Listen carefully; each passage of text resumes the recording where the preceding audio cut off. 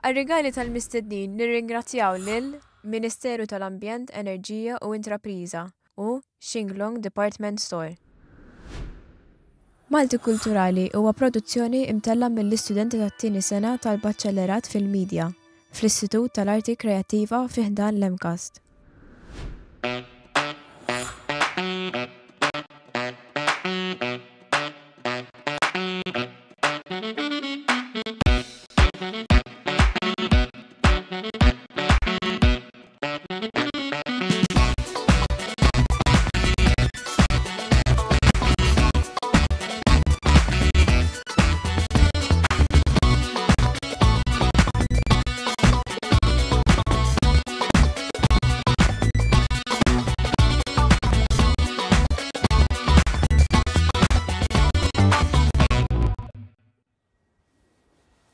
Nilqawkom għal sensiela ġdida ta' Malti Kulturali Personalitajiet, serja ġdida mtella mill-istudenti tat-tieni sena tal-Baċċellerat fil-Midja fl-Istitut tal-Arti Kreattiv fi ħdan l-Emcast.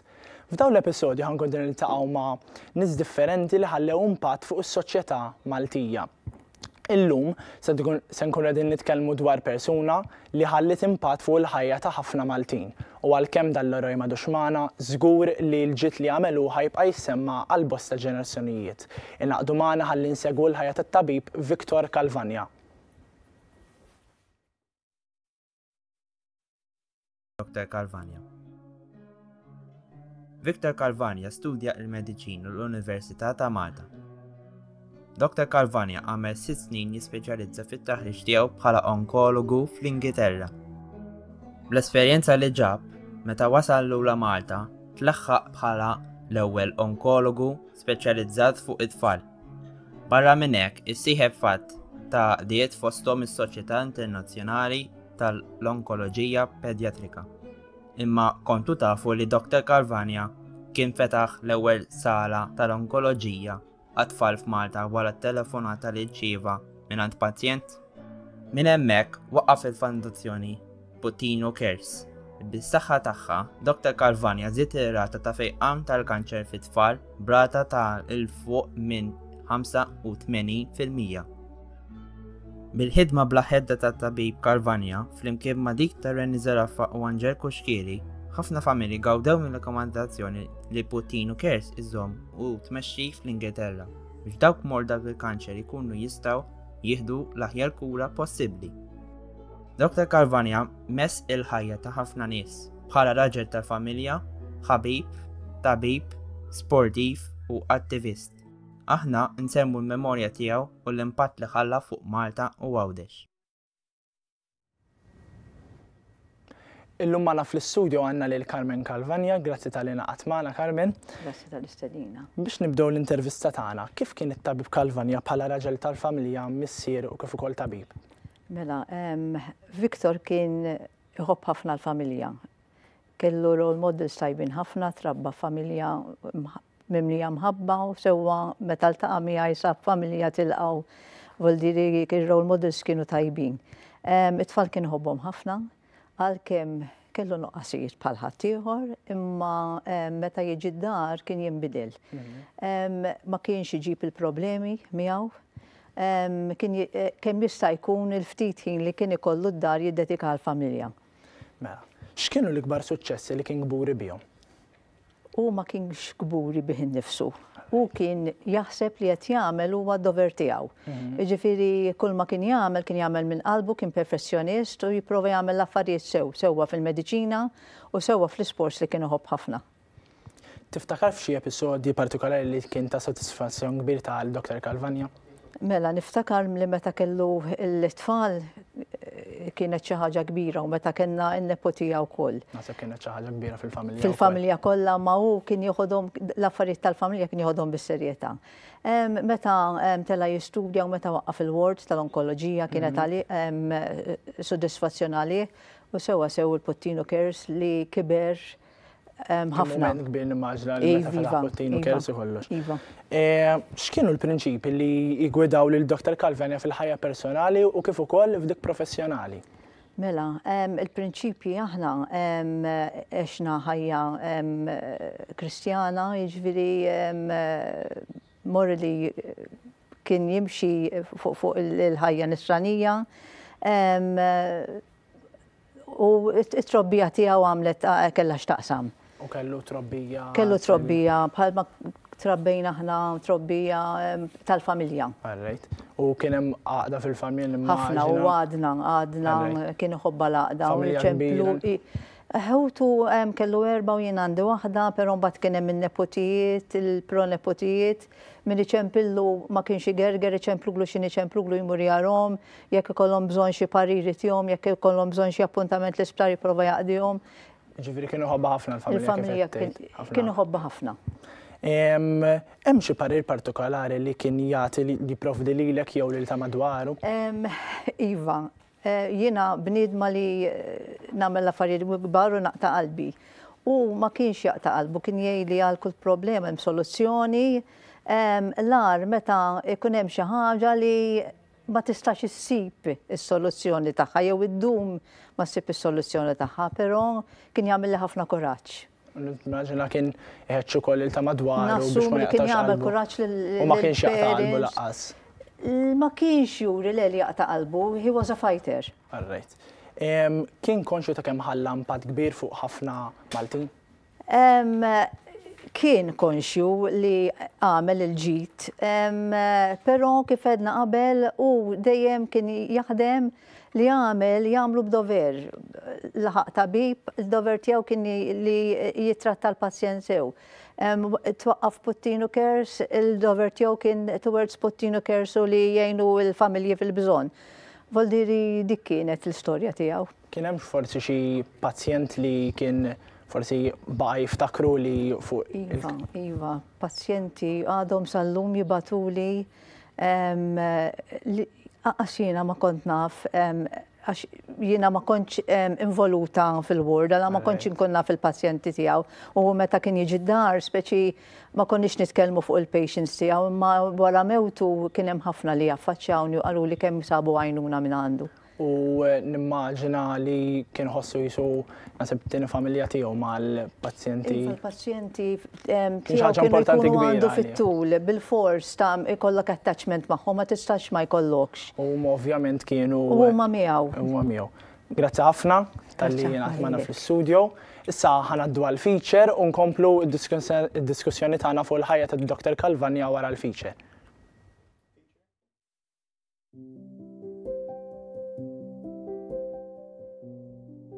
X'impatt ħala fuqek, Dr. Calvania? Dr. Calvania kellu impatt kbir fuq ħajti għaliex kważi 12 sena ilu tani l-kura biex infiq mill-kanċer meta kienet kelli biss 15 sena, ġifieri dak huwa l-impatt kbir li ħalla f'ħajti, iżda iktar milli ħalla biss l-impatt fuq ħajti kieku mhux tal-li ġifieri tani hu l-kura, iżda tal-li introduċa hu stess il-kura tal-onkoloġija fit-tfal f'Malta, ġifieri kieku ma kienx hu la kien ħajkura lilu wis anqas it-tfal kollha li kkura tul is-snin. Nara pazjenti rispondi għal-kura nkun naf il-fej ħajmur dan il-pazjent. Allura nkun daqsxejn iktar konfidenti fija nnifsi li qed nagħmel l-affarijiet sew u li m'għandix għalfejn noqgħod inkwieta iżejjed. U ħafna minn dawn l-affarijiet jiġru. Dr. Calvania għalija huwa s-salvatur tat-tifel tiegħi. Impatt fuq ħajjit nagħmel ħafnax meta t-tifel kien marid, għalija kien it-tifel ħajspiċċa d-dinja, mentri hu kien il-bniedem li tana kuraġġ biex inkomplu għal ħajjitna normali, ovvjament, u f'dak iż-żmien tkun inti naqra ma tkunx taf x'inhu jiġri, ma kien hemmu biex imexxina pass wara pass biex it-tifel il qudiem naraw fejja. U l-kanser għaw ċerti tipi ta' kura li issa huma available għal cancers li qabel ma kienux jitfejqu. Ġifieri hawn iktar tama. Hawn iktar tama. Allura n-numru ta' pazjenti li jkollhom bżonn jitilgħu għall-kura. Iżda iktar milli ħalla biss l-impatt fuq ħajti kieku mhux tal-li ġifieri tani hu l-kura, iżda tal-li introduċa hu stess il-kura tal-onkoloġija fit-tfal f'Malta, ġifieri kieku ma kienx hu la kien ħajkura lilu wis anqas it-tfal kollha li kkura tul is-snin.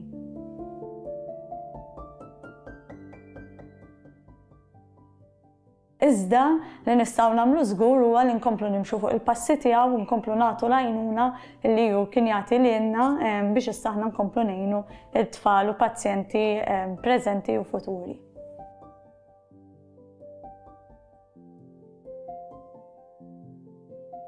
Kalvania lina s-salvatur, l-anġelu tat-tifel, kollox tat-tifel, għax mingħajru ma konna nagħmlu xejn.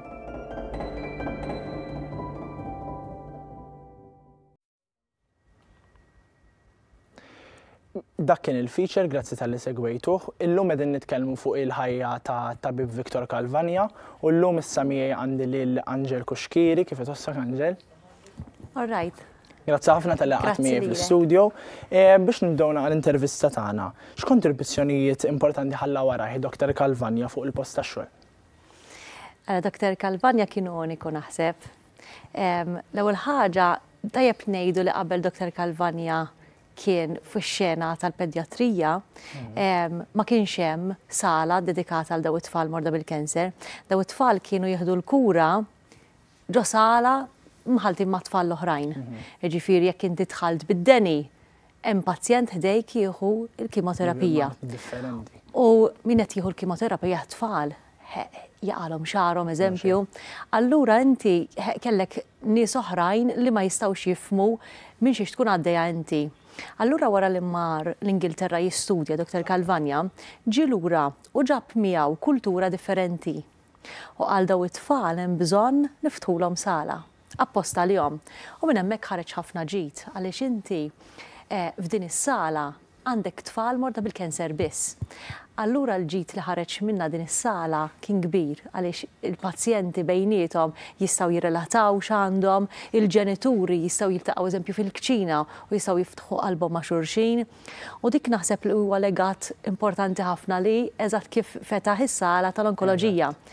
Apparti minn hekk, bir-riċerka u bl-intelligenza tiegħu wkoll dak iż-żmien il-kura ma kienx daqshekk tajba u Dr. Kalvania peress li kien intelligenti ħafna u professional ħafna f'xogħlu u kien ifittex u ddedikat ħafna, ir-rata tal-fejqan għollija.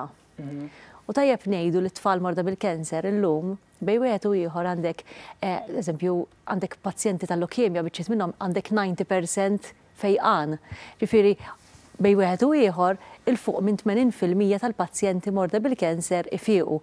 U dan grazzi, eżatt, dan huwa grazzi għax-xogħol kollu sewi li jagħmel Dr. Kalvania. U inta dak kemm semmejt li qabel kienu jkunu f'sala waħda mhux ġast tal-kanser, ġifieri nimmaġina kienet tkun xi ħaġa tipo overwhelming għal min. Mhux hekk ġifieri għal min ma kellux kanser. Ma setax jirrelata nimmaġin. Mhux hekk ġifieri inti jekk għandek tfal oħrajn daw it-tfal xi kultant ikollhom bżonn jieħdu eżempju l-ikel minn ġo tubu minn neħirhom.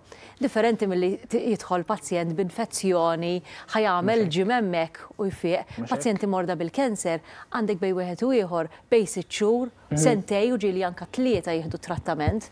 Allura daw isiru familja. U dik hija l-kunċett ta' ward, ġifieri jekk tidħol Rainbow Ward inti għandek is-sala laqas tinduna li hija ġo sala għaliex iktar għandek ambjent holistiku.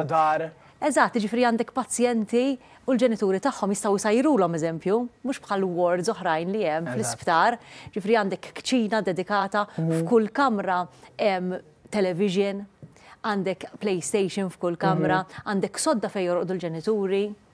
U dawn huma kollha dedikati għat-tfal morda bil-kanser.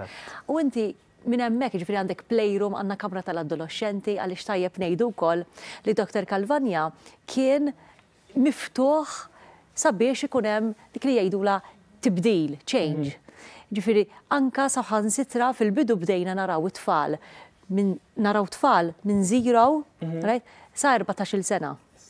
Imma mbagħad tellaħħa dik ir-rata għal 16-il sena u mbagħad blajnuna tiegħu irnexxielna wkoll intellawha għal 21 sena, ġifieri naraw żgħażagħ illum il-ġurnata u dak kollu blajnuna tiegħu għaliex anke kien japproċċja lill-konsulenti oħrajn u għandek dawn il-pazjenti kollha adolescenti li avvolja ma kinux taħt il-kura tiegħu imma avviċinhom il-konsulenti l-oħrajn u ftaħna il-ward ukoll mhux għat-tfal biss imma anke adolescenti. Eżatt. Kif kien bħala kollega, kif kien jimxi ma' tim mediku? Naħseb li l-ewwel ħaġa u peress li kien perfezzjonist kien ikun irid l-affarijiet eżatt, perfetti. U allura dik kien xi kultant jikkreja ftit stress. Xi kultant ġifieri kien jirrabja magħna, imma aħna kollha konna nkunu nafu li għax perfezzjonist u għax ried the best għal pazjent. U the best ifisser li jekk hemm bżonn jiddedika siegħa għal pazjent mhux se jiddedika 5 minuti jinqas. Allura kien jagħmel enfasi kbir li jisma' dak il-pazjent irid jieħu l-aqwa kura. U dik hija raġuni għal xiex kien iħeġġiġna biex inkunu aħjar dejjem għall pazjent għax kien jisħolhom l-aħjar. Eżatt, u aħna konna nħarsu leħ, eżempju anke l-fajl tal-pazjent kien ikun iridu eżatt in-noti kollha ġewwa kollox eżatt. Apparti minn hekk ma kienx billi kien il-konsulent u kien l-iktar wieħed intelligent u l-iktar li wieħed l-istudja u kellu l-istress kollu tal-mediċina fuq għax inti tittamel il-kimoterapija tfal li mhijiex ċajta. Kienu ukoll jaċċetta kritika. Ġifri jekk aħna se ngħidulu isma' din ma naqblux magħha, jew isma' din jekk nagħmluha b'dan il-mod, forsi tiġi aħjar. Kien jieħu l-parir tagħna, kien jieħu l-parir anke tal-ġenituri, għaliex kien jemmen li dawk huma l-ġenituri ta' tfal u għandhom id-dritt u sej fil-mediċina ta' tfal, u dik kienet xi ħaġa li tagħmlu speċjali naħseb li inti bniedem iħossu li jista' jitkellem, mhux għax hu l-konsulent allura dak li jgħidu biss, kien itina ċans nitkellmu. Għavur ġa semmejt xi ħaġa, x'kien jispikka l-iżjed f'Dr. Calvania? Li jispikka l-iżjed kien li kien prattiku u kun umli. Ġifieri hu kien jekk pazjent jixtieq imur, jekk għandu l-griżma eżempju, u dakinhar kien jaħbatlu biex jieħu l-mediċina, l-kimoterapi, kien jgħidilna le, il-griżma hija darba f'ħajtu dal-bniedem, ejja ma ntelfuhilux dat-tifel. Allura kien jagħmel arranġamenti kif jista' dawn jaġevolhom. Jekk għandhom parti eżempju kien jibathom għaliex kien jemmen li inti l-kuraġġ u s-support lejn il-pazjent kien nofs il-fejqan tal-pazjent. U allura l-fatt li dawn kienu jħossuhom daqshekk li jistgħu japproċċjawh u inti 3 snin sentej fit-trattament huwa perjodu twilu, anke l-iskola, il-ħajja tagħhom kien jixtieq li tkompli. Xi ħaġa oħra sabiħa li jagħmel hu hija li l-pazjenti morda bil-kanser ma jqogħdux jgħaddu mill-emerġenza. Kien available 24 hours, ġifieri dan kien jirrispondi t-telefon lejl u nar. Jekk jitlalu d-deni xi ħadd bil-lejl, kien iġalu jċempillhom il-ġenituri kien jgħidulhom le li tidu ċemplu u kien idaħħalhom dritt ġol ward mingħajr ma jmissuhom kienu inti hekk qed tieħu l-kura mill-ewwel. Jekk għandhom bżonn antibiotics mhux joqogħdu jistennew wara min imisshom u jaf jgħaddu sigħat li dak jaf ikun kruċjali ħafna. Eżatt, huma kruċjali u jaf ikunu fatali għall-pazjent li jkollu immunità baxxa ħafna. It-tabib Calvania kellu passjoni rigward proġetti wara n-nas tiegħu kif tkomplew daw il-proġetti? Ara Dr. Calvania kien jappoġġja kull ħaġa li kienet tiġina frasna. Basta lill-pazjent nagħmluh kuntent u nippruvaw intafulu ftit it-tbatija. Ġifieri hu kien japprova il-proġetti kważi kollha li jiġuna frasna. Konna niddiskutu, niddibattu ħafna, però kien iħossu vera kuntent li qegħdin ngħinu l-pazjent u kien jissapportjana il-ħin kollu. Avolja l-fokus tiegħu kien dejjem it-treatment u l-kimoterapija li dik tirrikjedi ħafna enerġija. Però li lilna kien itina il-go ahead tiegħu u s-support tiegħu dik tfisser ħafna u għaliex inti għandek konsulent b'dik il-kariga kollha li inti jtik fiduċja u jħallik taħdem, dik tagħmellek kuraġġ kbir li inti tista' tibqa' għaddej. U infatti peress li hu kellu daqshekk għall-qalbu daw il-proġetti u kien vera jissapportjana mill-qalbu, huwa biex xieraq li l-proġett li qed nagħmlu bħalissa minħabba l-fatt li laqas biss għalina huwa ġieħ ta' qalb li ma raħx jispiċċa l-proġett ta' ċentru ta' Londra, ħansemmu l-proġett ta' ċentru ta' Londra għalih biex xieraq. Ħafna u biex xieraq, eżatt. Kien hemm xi tip ta' stil jew approċċ fix-xogħol ta' Calvania li intu l-kollegi tiegħu għadkom temmnu fihom? Iva, l-istil tiegħu kien li nkunu prattiċi u li nkunu umli u fej tista' eżatt, u fej tista' inti apparti li tkun perfezzjonist u li tagħmel l-affarijiet sew, inti jekk se tagħmel oġġett tagħmlu sew. All right? U tkun prattiku. Li inti l-pazjent taġevolaħ u tipprova tħaffiflu ftit mid-batija li għaddej.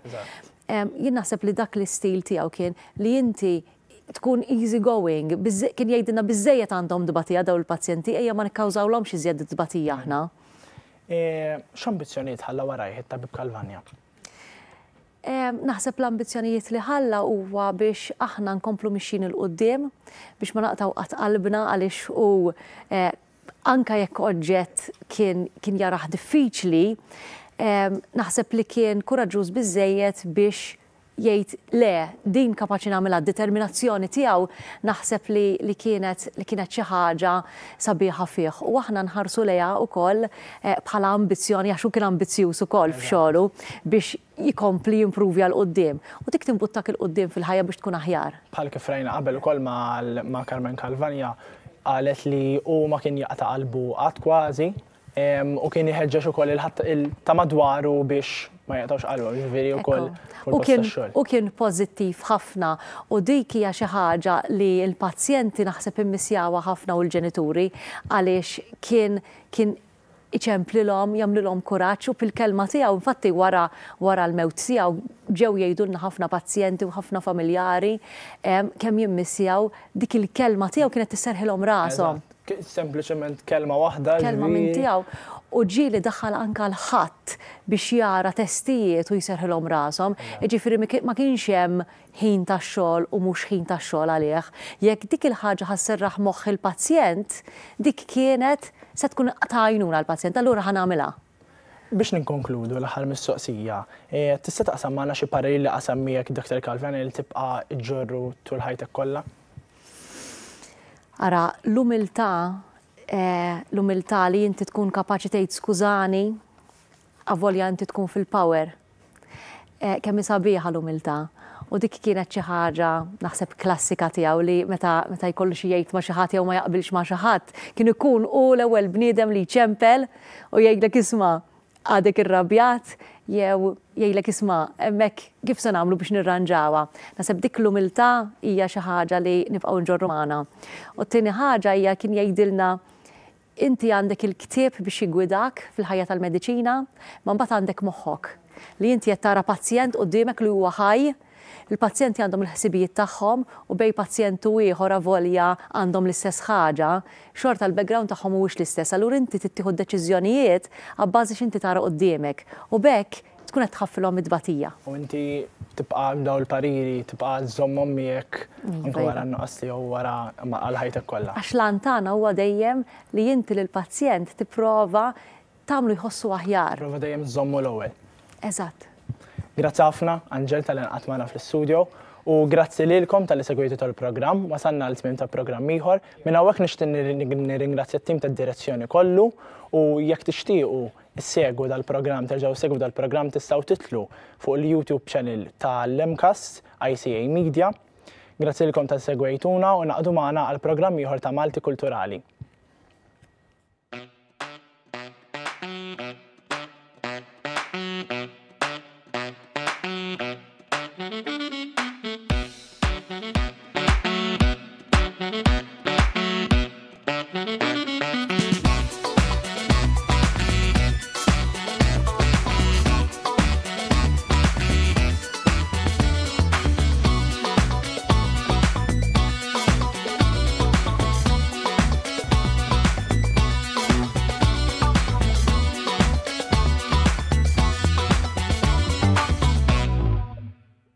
Għal-rigali tal-mistednin nirringrazzjaw lil Ministeru tal-Ambjent, Enerġija u Intrapriża u Xinglong Department Store.